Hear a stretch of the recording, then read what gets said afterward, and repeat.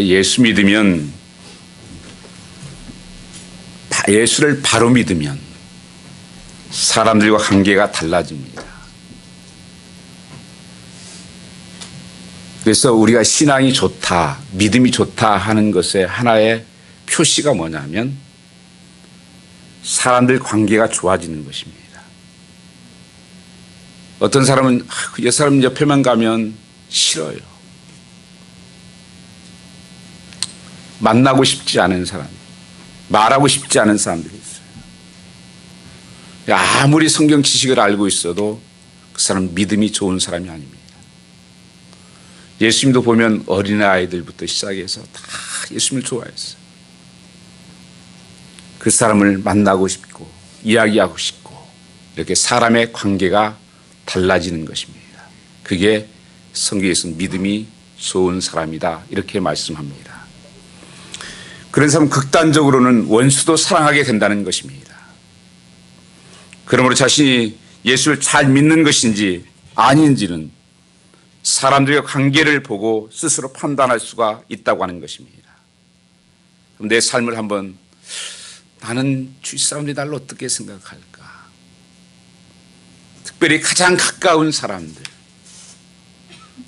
또 가족들, 이런 사람들이 나에 대해서 어떻게 생각할까? 정말 이렇게 가까워지는 관계가 좋은 관계라면 틀림없이 그 사람 믿음이 성숙한 사람입니다. 성령 충만한 사람이라고 볼 수가 있습니다. 예수를 믿은 결과는 사람과 관계에서 나타난다는 것입니다. 이 첫 번째 변화는 당연히 가정에서 나타나게 되어 있습니다. 그것도 부부 사이에서 나타나게 되어 있습니다. 저는 에베소서를 통해서 교회가 이 시대에 올바로 서야 된다, 가정이 서야 된다고 하는 약속의 말씀, 하나님 직접 세우신 것에 대해서 말씀을 나누고자 합니다. 그래서 예수 잘 믿는다는 결과는 가장 가까운 부부 사이에서부터 출발할 수 있습니다. 여러분, 이런 말씀을 전하기가 참 어렵습니다. 왜냐하면 내 삶의 사실이기 때문에 사람들이 사실을 직면하기를 두려워합니다. 그리고 불편해합니다. 남의 얘기는 쉬운데 내 얘기는 어려운 것입니다. 저도 목회자로서 참 어렵습니다.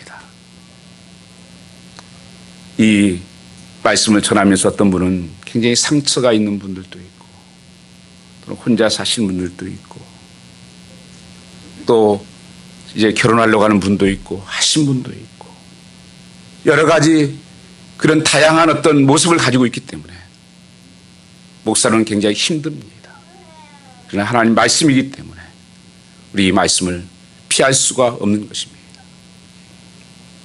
성경에서 말씀하고 있는 것은 이 세상에 가지고 있는 모든 우리가 물건들, 어떤 물건을 사면 항상 있는 것이 있습니다. 그것은 뭐냐면 사용 설명서라는 거예요. 이 집을 하나 짓기 위해서도 이 설계사 아키텍처가 이 설계를 하지 않습니까? 그래서 그 설계대로 지어졌을 때 든든한 건물이 세워지고, 어떤 전자제품 하나 사더라도 조립하고 그걸 만들려면 이 설명서를 따라서 해야 되는 것입니다. 그런데도 불행하게도 가장 중요한 이 부부의 관계에 대해서는 어느 설명서가 없어요. 설명서를 알고 결혼한 사람은 극히 드뭅니다. 그러니까 자기 생각대로, 또 세상의 잡지에 나오는 이런 것으로 결혼을 시작을 합니다. 부부 생활을 시작합니다. 그래서 그것이 오래 가겠습니까?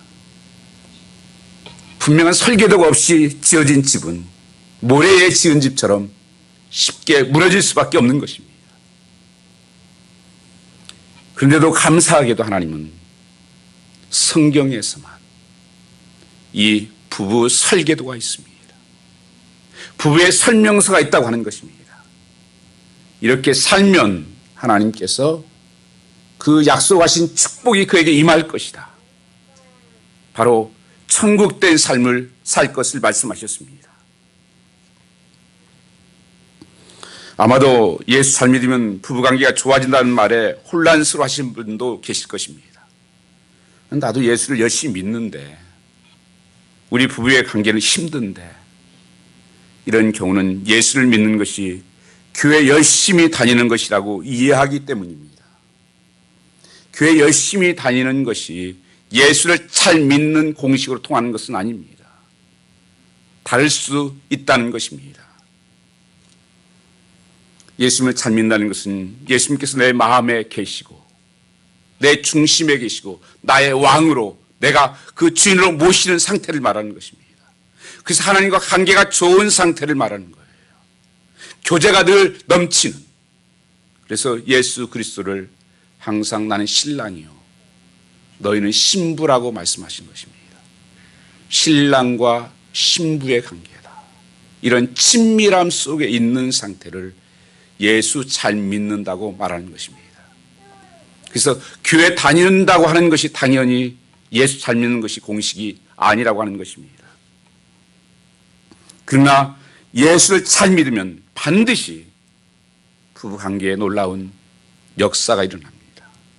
그런 놀라운 관계가 좋아진다고 하는 것입니다.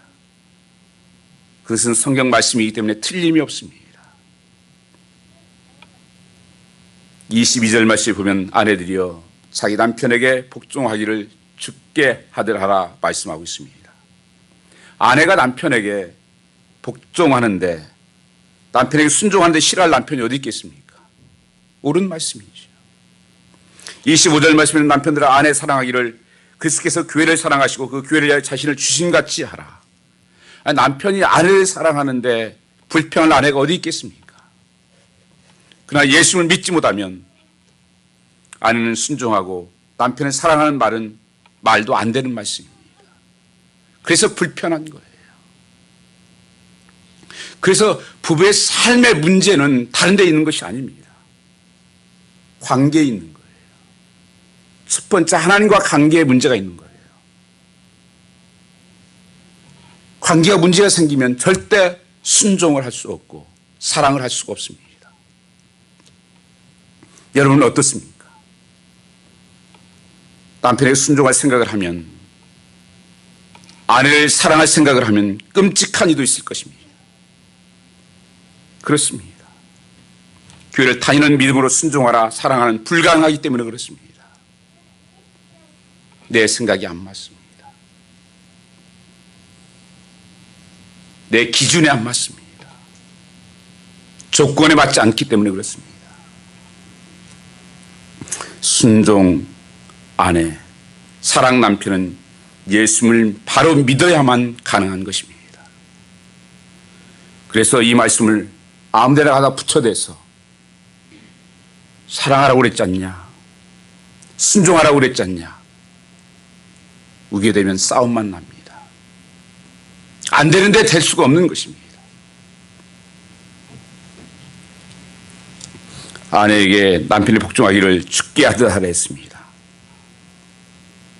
아내가 평소에 정말 예수님을 주님으로 믿고 순종하면 자라야 남편에게 죽게 하듯 하지 않겠습니까? 남편들에게는 아내를 사랑하되 그리스도께서 교회를 사랑하시고 이 아이 자신을 주신같이 하라고 하였습니다. 이런 예수님을 알고 본 남편이어야 아내를 그렇게 사랑할 수 있지 않겠습니까? 만약 남편과 아내가 나는 죽고 예수를 사는 사람이 아니면 순종하라, 사랑하라, 강요하지 말아야 합니다. 그럴 자격이 없는 거예요. 그렇게 될 수가 없는 거예요. 누가 순종을 해요? 누가 사랑을 해요?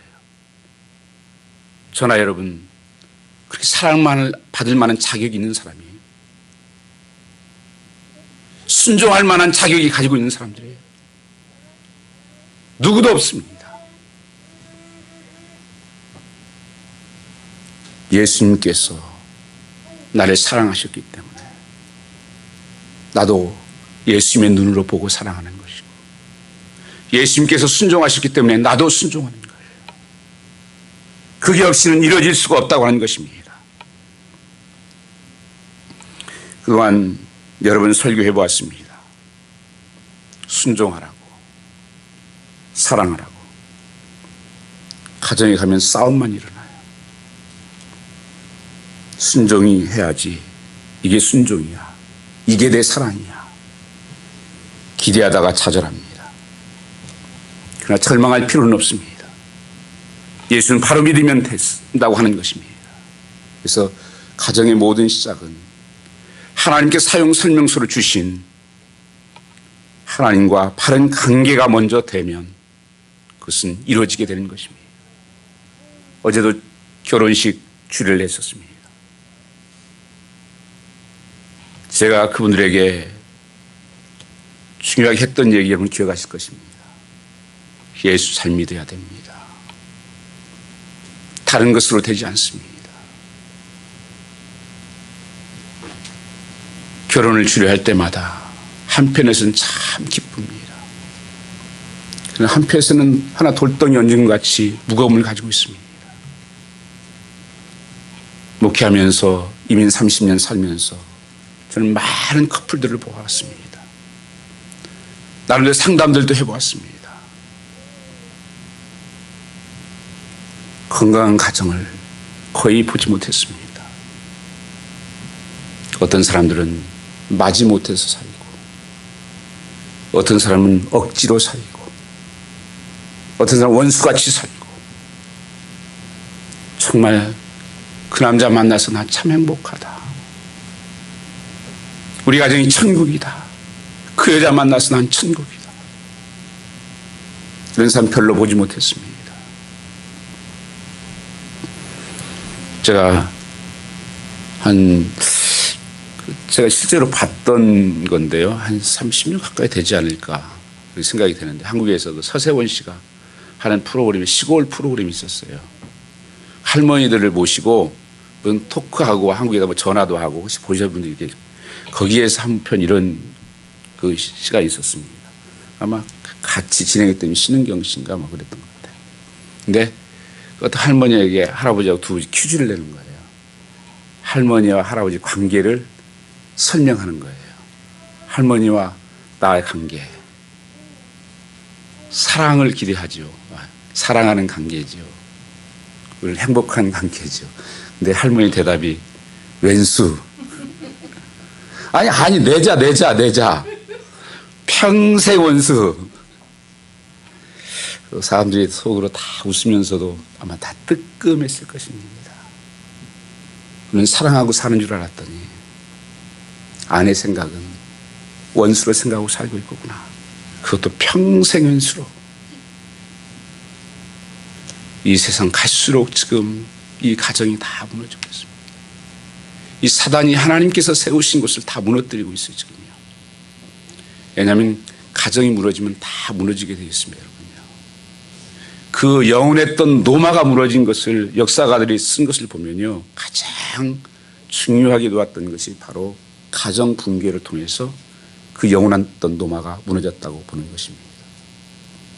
이 시대 지금 미국도 여러 가지 지금 이 나라가 동성애로부터 시작해서 한 사람, 한 남자와 한 여자가 결혼해야 되는 것을 갖다가 하나님 말씀을 비틀어 놓고, 그러니 지금 가족마다 여러분 아십니까? 지금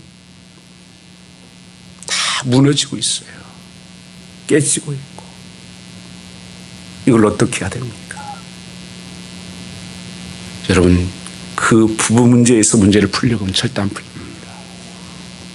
그것은 하나님 관계로 들어가야 돼요. 함께 하나님을 바라볼 때만이 길이 보입니다. 하나님의 말씀하신 그 설계대로 사용 설명서로 들어갈 때만이 길이 보인다고 하는 것입니다. 남편이나 아내 중에 한 사람이라도 영적으로 어른이면 부부의 관계는 유지가 됩니다. 한쪽이라도 행복하면 겉으로는 행복하게 사는 것처럼 보인다고 하는 것입니다. 문제는 남편과 아내를 둘 다 행복하게 하지는 못한다는 것입니다. 항상 싸우거나 서로 요구하며 살기 때문입니다. 그래서 여러분 삶에서 가장 힘든 것이 영적으로 통하지 않으면 힘든 거예요. 그게 가장 고통입니다.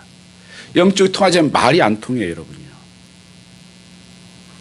그래서 성경에서는 항상 멍에를 맬 때 결혼할 때 같은 믿음을 얘기하는 거예요. 같이 믿는 자를 해라. 멍에를 같이 매라. 왜냐하면 그렇지 않으면 행복할 수 없다는 거예요. 어떤 사람은 그런 기대를 합니다. 아이고, 예수 내가 믿게 해서 결혼하면 되죠. 참 그건 내 일이 아니에요. 그건 도박입니다. 그래서 여러분 자녀들에게 혹시 결혼시킬 자녀가 있다면 지금부터 그들 기도하셔야 돼요. 가장 중요한 우선순위가 정말 예수 그냥 교회 다니는 것 말고 정말 예수 믿는지, 정말 예수 그리스도가 나의 생명의 구원이시고 능력이시고 살아계시는지, 이게 가장 중요한 결혼 조건이에요. 그래야 반석 위에 세워지는 것입니다. 사람은 누구나 연약함, 부족함, 허물이 있게 마련이고 뿐만 아니라 좋은 면도 뛰어난 점도 있다고 하였습니다.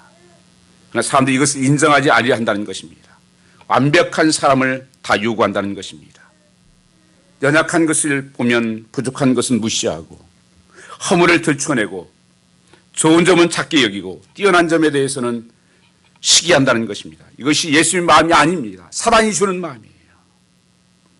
예수님의 마음은 연약함을 도와주고 부족함은 채워주고 허물은 덮어주고 좋은 것은 말해주고 뛰어난 것을 인정해주고자 하는 것이 바로 주님의 마음입니다. 주님의 마음을 갖지 않으면 우리가 그래서 살 수가 없는 거예요. 사람은 불완전할 수밖에 없습니다. 우리는 배우자를 완전할 수 있다고 믿고 기대하는 것입니다. 그럼 반드시 절망하고 분노하게 될 것입니다. 그러나 실제는 그 사람이 질 수 없는 것을 요구하는 것입니다. 우리 인간의 마음속 깊은 요구를 만족시킬 수 있는 분은 오직 예수 그리스도밖에 없는 것입니다. 많은 사람들이 결혼하면서 남편을 통해서 만족을 얻을 것 같습니다. 아내를 통해서 만족을 얻고 부족함이 없을 것 같이 생각을 합니다. 모든 것을 얻은 것처럼 착각하지 마십시오. 절대 사람은 의지할 대상이 못 됩니다. 믿을 대상이 못 됩니다. 그래서 사랑할 존재라고 말하지 않습니까? 믿으면 무너집니다. 절대 채워질 수가 없습니다. 예수님만이 내 삶을 채워줄 수 있는 분이에요. 예수님만이 내 삶에 참 행복을 줄 수 있는 분이에요.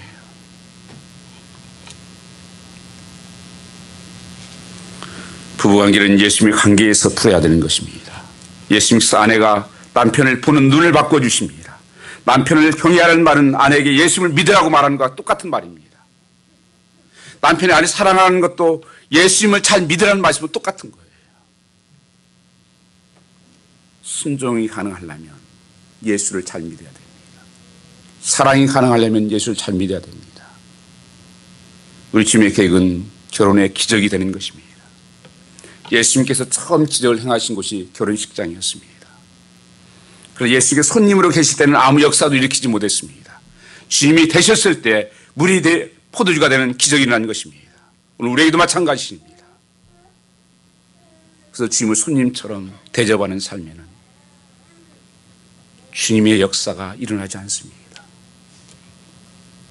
주님이 나의 주인으로, 주님이 말씀하시면 내가 거기에 반응하고 하나님 말씀이면 순종하겠습니다. 이것이 될 때 하나님 역사가 일어나요. 하나님 말씀에 불순종하면서 어떤 역사가 일어나겠습니까? 어떤 변화가 일어나겠습니까?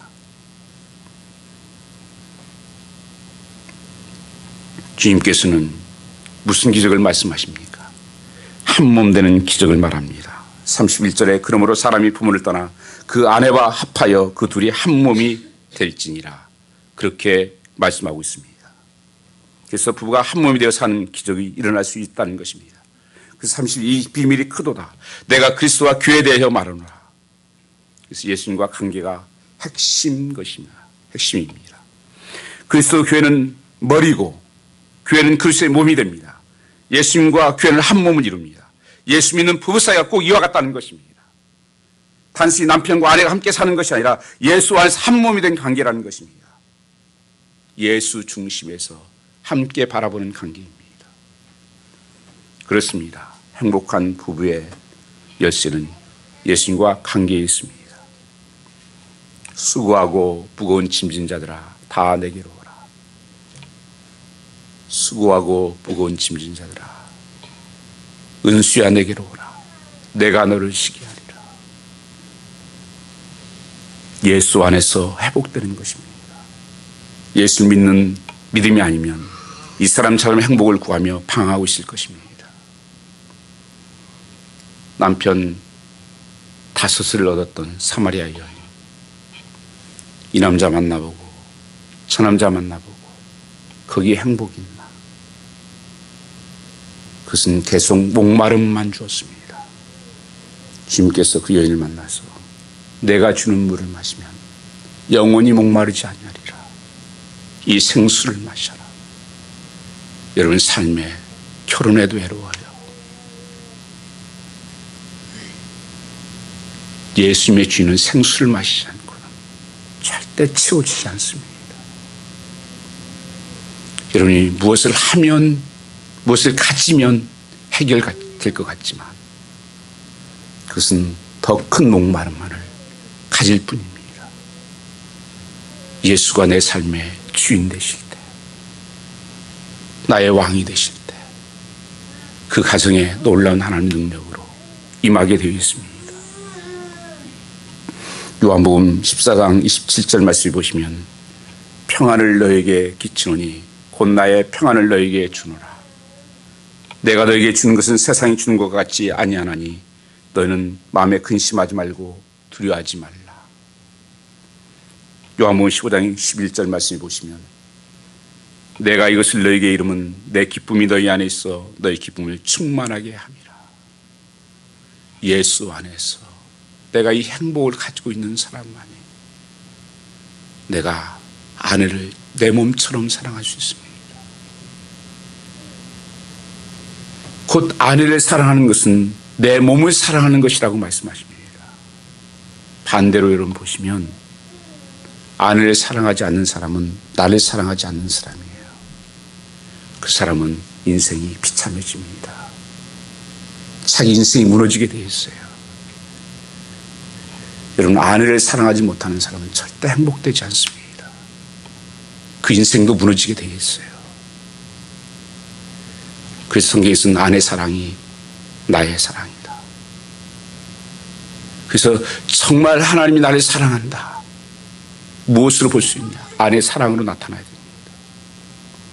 여러분 친구를 아무리 좋아해도 친구 사랑이 내 사랑이라고 말하지 않아요. 부부 관계에서만 성경에서 이렇게 말씀하고 있는 거예요. 그래서 내가 예수 안에서 성령 충만한 그런 관계가 되면 사랑하지 말라고 해도 사랑할 수밖에 없어요. 또 반대로 순종하지 말라고 해도 순종할 수밖에 없습니다. 그래서 하나님의 관계예요. 거기서부터 시작되는 것입니다. 본질을 찾지 않고 자꾸 지역적인 찾으니까 해결이 안 되는 거예요. 많은 부부 문제 상담가들이 고민이 뭔지 아세요? 미국에는 수많은 그런 상담 카운셀러들이 있습니다. 이 본질에 접근하지 않기 때문에 그래요. 치료되는 것 같은데 똑같은 문제가 생겨요.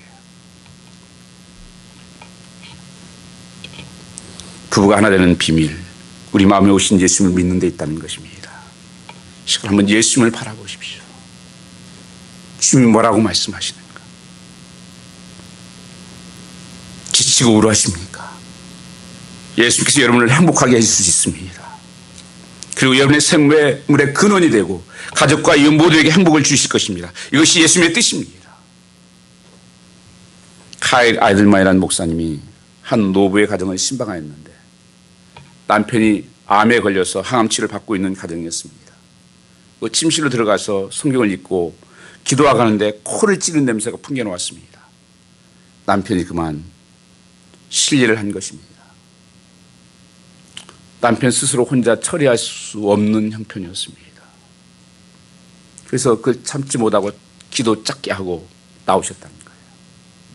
근데 그 사이에 아내가 들어가서 기저귀를 다 치우고 기저귀를 채우고 해주더라는 것입니다. 그래서 그 목사님이 쳐다보니까 그 부인이 그러시더래요. 아플 때나 건강할 때나 하나님 앞에서 결혼 서약하지 않았습니까? 그게 답변이었대요. 그게 감동이 되었다는 거예요. 여러분, 결혼은 사랑으로 사는 게 아니에요. 저는 젊었을 때 뜨거움은요, 처음 만날 때예요. 2년입니다. 이건 제 얘기 아니에요. 모든 통계학자들이 2년 지나면 다 식어져요. 나이 들어서 그 사랑의 뜨거움이 있으면 어떻게 살아요? 약속으로 사는 거예요. 언약. 하나님의 언약 백성으로 사는 거예요. 하나님 앞에서 사람들 앞에서 어떻게 약속해요? 그 서약하지 않나요? 결혼 서약. 성도는 약속을 지키는 것입니다. 그게 믿음이에요. 아플 때나 힘들 때나 고통스러울 때나 내 마음에 안 들 때나 들 때나 나는 사랑하겠습니다. 어제 신랑 약속했죠? 신부 어디 있어요? 신부 약속했죠? 우리 신부 신랑이 예배 함께 합니다. 그 약속은 깨면 안 되는 거예요. 이걸 하나님이 싫어하시는 거예요. 그래서 약속 붙들고 사는 것입니다. 여러분, 다 좋아서 누가 살아요? 하나님 앞에서 약속하고 그 지키기 위해서 몸부림치며 사는 것이에요. 그러면 하나님께서 불쌍히 여기세요. 그래서 하나님께서 길을 여시고 그 가운데 하나님의 나라가 그곳에 임하는 것입니다. 그래서 사는 것 같지만 그런 사람 억지로 살지 않아요. 정말 거기에 이제 사랑이 부어지는 거예요. 거기에 순종이 부어지는 것입니다. 그래서 이것이 결혼이구나. 이 목사님이 그 후에 그것을 보고 나서 목사님이 결혼 주례할 때마다 신랑 신부가 서약할 준비가 되면 결혼 생활의 적나라한 신뢰를 알려주고 했답니다. 결혼식 할 때 주례하면서 서약 시간에 이렇게 했다는 거예요. 동화 같은 결혼 생활을 꿈꾸며 서 있는 신부에게 말해줍니다. 이제 1년쯤 지나면 예쁜 속옷을 입고 침실로 들어가면 배불뚝이 아저씨가 기다리고 있을 겁니다. 침대에 누워 시리얼을 접시채로 입에 털어넣고 우적우적 씹으며 축구를 보고 있겠죠. 남편은 시리얼을 씹는 중간 스푼으로 가려운 등을 긁을 것입니다. 그리고 나서 신랑을 향해 말합니다. 그 즈음 아내는 당신 엄마처럼 말하기 시작할 것입니다. 시리얼 먹을 때 술 내지 말고 식탁에서 먹으라고 찬수를 하겠죠. 말만이 아니라 몸매도 엄마처럼 변했을 것입니다. 그래도 오늘 결혼을 서로 하기로 확정합니까? 서약하겠습니까? 그리고 결혼을 했대요. 결혼은 현실입니다. 우리는 이미 서약한 사람들입니다. 결혼할 때 어느 때 순종하겠냐? 어느 때나 사랑하겠다는 서약을 한 것입니다. 우리는 부부싸이가 왜 이렇게 힘든지 영적 뿌리를 알아야 됩니다. 왜 하나님께서 그렇게 행복하게 만든 부부가 힘들게 되어 있는가? 사단이 와서 지금 가정을 흔들고 있는 것입니다. 처음 에덴 동산에서 아담과 하와가 결혼했을 때 내 뼈 중에 뼈, 살 중에 살이라고 고백을 했습니다. 그런데 하와가 말씀을 순종하지 않고 선악과를 따먹은 다음에 뭐라고 한 줄 아십니까? 남편이 저 여자가 주어서 내가 먹었습니다. 서로 핑계대기 시작합니다. 얼마 전까지 뼈 중에 뼈, 살 중에 살이라고 했던 여인이, 그 남편이 저 여자가, 이건 여러분 그 언어는 천지차이예요. 저 여자 때문에 내 인생 망쳤습니다. 저 여자 때문에 내가 인생이 이렇게 된 것입니다. 저 남자 때문에 그런 것입니다. 이러고 있는 거예요.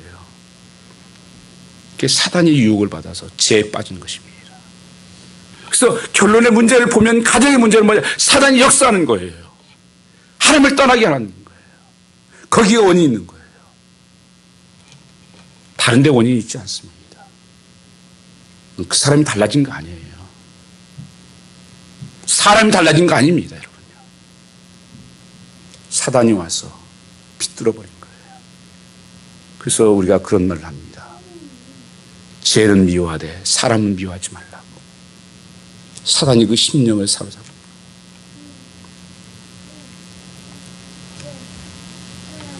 창세기 3장 12절 말씀에 보면 하나님이 주셔서 나와 함께하게 한 여자, 그 여자가 나무 열매를 내게 주었으므로 먹었나이다.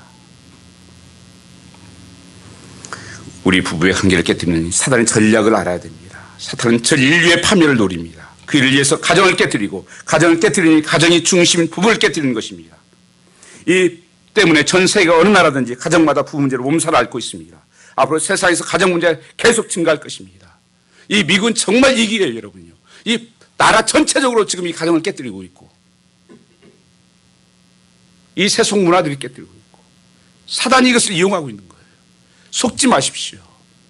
안 속으려면 껴서 기도하고 정말 하나님께서 약속하신 것 끝까지 붙잡고 있어야 되는 거예요.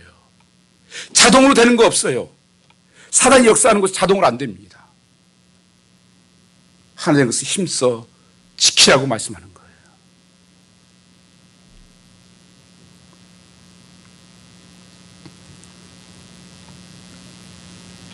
이 시대에 배우자를 볼 때 예수님을 바라보는 것입니다. 예수는 마귀의 일을 멸하기 위해 오셨습니다. 부부 사이가 틀어지고 깨어진 것도 예수님 바라보면 해결됩니다. 천국에 갈 때 어떤 일이 생각해 보시기 바랍니다. 세상 사는 동안 고생한 것, 실패한 것, 만족하지 못했던 실망했던 일들이 다 사라진 것 아니십니까? 그 어떤 억울함도 분노하지 않을 것입니다. 하나님 앞에 괜찮아야 할 것입니다. 오히려 지옥 가는 수많은 사람들 보면서 너무 미안할 것입니다. 불평하고 싸우고 좌절하고 낙심하고 슬퍼하며 세월을 허비하지 않고 더 사랑하고 감사하고 섬겨주고 복음 전하며 천국을 인도해야 할 사람이 많았음을 깨닫기 때문입니다. 이 눈이 천국 갈 때에서 뜨인다면 얼마나 안타깝겠습니까? 천국을 바라보는 눈이 열려야 합니다. 예수님 바라보는 그 눈이 열립니다. 강영우 박사라고 여러분 아실 것입니다. 췌장암으로 진단을 받고 한 달 남았다고 하는 의사들의 진단을 받고 자기 아는 모든 지인들에게 이메일로 편지를 쭉 보냈습니다.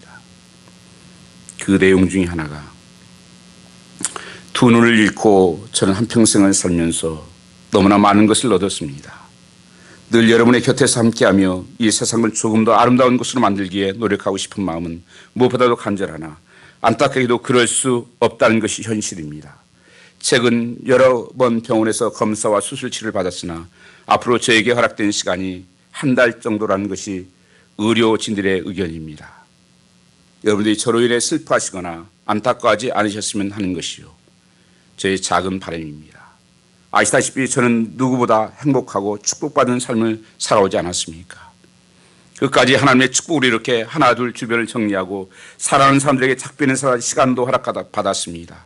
한 분 한 분 찾아뵙고 인사드려야겠지만 그렇게 하지 못한 점 너그러운 마음으로 이해해 주시기 바랍니다. 여러분으로 인해 제 삶이 더욱 사랑으로 충만하였고 은혜로웠습니다. 감사합니다. 강영호들이. 야, 이건 멋지다 생각해요. 죽음을 한 달 앞두고 자기 삶을 정리하면서 하나님께 감사하며 모든 그분을 도왔던 함께했던, 특별히 자기 아내가 그렇게 눈이 멀었기 때문에 이분이 4살 때 축구공에 맞아서 실명되었습니다. 그 아내가 평생을 그를 인도했던 것입니다. 그 아내에게 쓴 편지도 있는데 시간이 없어 제가 못 읽어드리겠네요. 요새 갑자기 지난주에도 사람들이 이 땅 떠나는 소식을 안타깝게 많이 들었습니다. 근데 저쪽 밑에 중부 유저지에 어떤 목사님 따님이 새벽 3시에 이렇게 죽었다는 그런 소식을 들었습니다. 또 우리 목사님 통해서도 캐나다에서 어떤 목사님이 이렇게 내려오시다가 교통사고로 돌아가셨다는 말씀도 들었습니다. 우리의 죽음은 모릅니다. 몰라요, 여러분. 하루하루 내 삶이 하나님 앞에서 부끄럽지 않아야 합니다. 특별히 내 가정의 삶에서, 내 가까운 사람들한테 아픔 주고 상처 주고, 그건 하나님께도 복이 못한대요. 베드로전서 2장 말씀에 보시면 내 아내를 귀하게 여기고 지식을 따라 사랑하고 하지 않으면 하나님께서 기도의 문이 막힌다고 말씀하셨습니다. 그게 뭔 줄 아세요? 여러분, 기도만 문 막힌다고 그러니까 그럼 별수냐 그렇게 생각하시겠죠. 그럼 삶의 축복이 막혀요, 여러분이요. 결국은 가정은 교회 같은 곳입니다. 하나님께 눈동자같이 지키시는 곳이에요. 하나님 말씀에 따라 살지 않으면 가정은 무너지게 되겠습니다.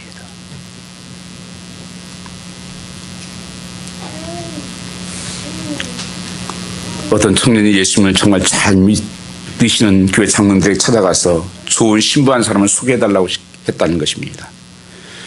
그래서 장로님이 어떤 신부를 구하냐고 물었습니다. 그 대답하기를 세상에 제일 예쁘고요, 믿음도 제일 좋고요, 마음씨도 제일 좋고요, 음식 솜씨 제일 좋고 등으로 제일 시리즈를 읊었답니다. 그 말 듣고 있던 장로님이 그럼 자네 결혼하기는 틀렸네 그러더라는 거예요. 아니 하더라. 왜요?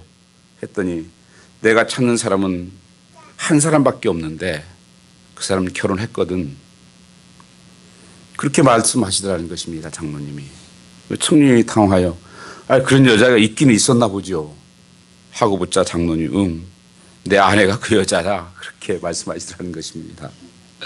이 청년이 혼란스러워서 장로님 부인 권사님을 얼굴을 다시 한번 봤답니다. 그저 평범한 얼굴이요, 키도 작고 몸도 퉁퉁하고. 그 말을 들은 하는 장로님은 조금도 근데 거짓이 없어 보이고 정말 진실같이 보이지더라는 거예요. 이 순간 청년이 여자 보는 눈이 거듭났다는 것입니다. 예수 잘 믿으면 내 아내가 세상에 제일 예쁘게 여겨지는구나 해요. 주님의 눈으로 보니까, 주님의 마음으로 보니까 이게 거듭나는 거예요. 미운 사람도 예뻐 보여.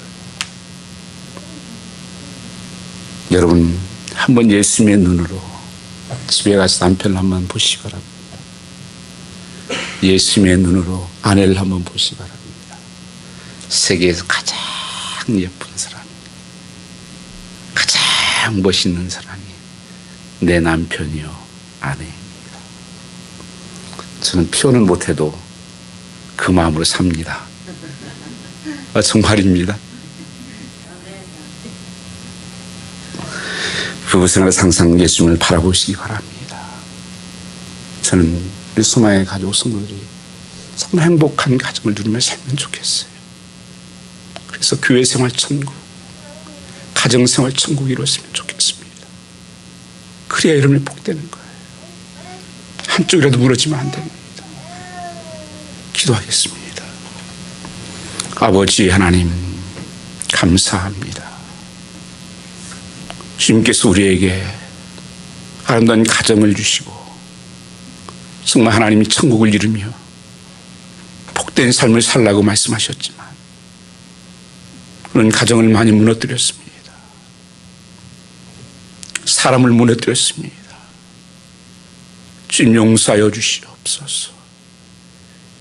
다시 한번 가정들이 회복되는 역사가 일어나게 하시고 앞으로 하나님 새로운 가정들도 만들어지게 하여 주시고 또 아버지 함께 있는 부부들이 서로 사랑하며 서로 순종하며 주님을 닮아갈 수 있는 주의 뜻을 이루는 가정들 될 수 있도록 축복하여 주시옵소서.